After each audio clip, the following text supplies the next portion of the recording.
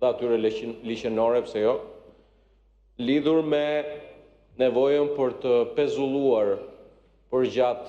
kulmit të sezonit turistik, edhe pse Shqipëria jonë po zhvillon një sezon turistik përtej, le të themi, sezonit veror, megjithatë vjet re që në shumë zona turistike dhe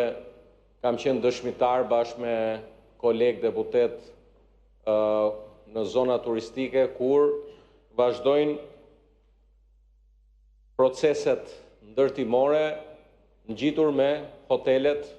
duke pamundsuar pushimin për pushuesit dhe për këtë arsye kemi propozuar që në këtë projektligjin për turizmin, të pezullohen punimet e ndërtimit për gjatë kohës sezonit turistik, duke garantuar një zhvillim më të qetë të sezonit dhe cilësi më të lartë të ofertës turistike në vendin tonë. Dhe gjithashtu, me qenë se po diskutohet ky projektligj dhe ka pasur prej kohësh disa propozime që kanë të bëjnë me sigurimin e një kuadri më të përditësuar dhe fleksibël të kategorive të strukturave akomoduese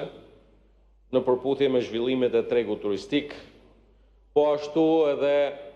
ndërhyrja që në fazën e projektimit dhe të lezë ndërtimit për gjitha strukturat akomoduese, se ajo që ka ndodhur shpesh Shqipëri është që një strukturë nis për pallat dhe përfundon hotel. Dhe mendoj që në fillim duhet nisi për hotel dhe duhet përfundoj hotel. Dhe gjithashtu një çështje tjetër ka të bëjë me unifikimin e procedurës kategorizimit dhe klasifikimit nga Ministria Përgjegjëse për Turizmin. Jemi në një moment historik të zhvillimit të turizmit në Shqipëri, por mendoj që pjesa që lidhet me kategorizimin, pra me ato që quhet yjet, duhet jetë diçka e standardeve më të mira. Referuar këtu në relacionin që do të kemi mundësi ta shohim në Komisionin Përgjegjës dhe atë për dhënie mendimi, eksperiencave më të mira, por nuk do të shkojmë larg, mjafton të hedhim një sy Greqisë dhe Kroacisë për mënyrën e kategorizimit. Yjet nuk mund të jenë më vetë shpallje e pronarit hotelit, por do të jenë një proces shumë i mirë dhe i standardizuar. Dhe pjesa tjetër ka të bëjë me regjistrimin elektronik të klientëve. Mendoj që jemi në kohën e duhur edhe këtë standard të vendeve të antarëve të Bashkimit Evropian ta kemi edhe në Shqipëri, pra në çdo hotel të Shqipërisë të ketë një sistem të integruar të regjistrimit të personave që rezidojnë, pra që akomodohen në atë strukturë hoteliere. Përfshirë këtu dhe një rast që e kam bërë publik bashkë me kolegët deputet Kavajës, zonë Gjuzi dhe zotin Rakipi, lidhur me pamundësinë, por dhe paftësinë, në fakt, rasti i Bashkisë Kavajës është rasti më unik në Shqipëri, ku një bashki pjesën e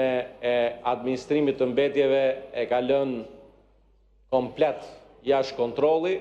dhe ndërkohë që strukturat akomoduese hoteliere, restorante duhet kenë pas një dyshim dhe pas një lëshim një vend të caktuar të tyre për administrimin e mbetjeve. Nuk mund shkoj hoteli apo restoranti t'i hedhi mbetjet në koshin e plerave të lagjës, por duhet ketë një gjë të përcaktuar dhe po ashtu përmirësimi i cilësisë së dhënave statistikore turistike nëpërmjet regjistrit qendror turizmi. Ne do kemi kohë ta diskutojmë këtë çështje plotësisht gjatë javës së ardhshme në komisionet, në dyja komisionet, edhe në seancën tjetër plenare. Kështu që i ftoj kolegët deputet ta mbështesin projekt vendimin për shqyrtimin e procedurë për shpejtuar të kësaj ndërhyrje që është urgjente dhe e nevojshme në dobi të rezultateve më të mira të turizmit në Shqipëri. Faleminderit, kryetar.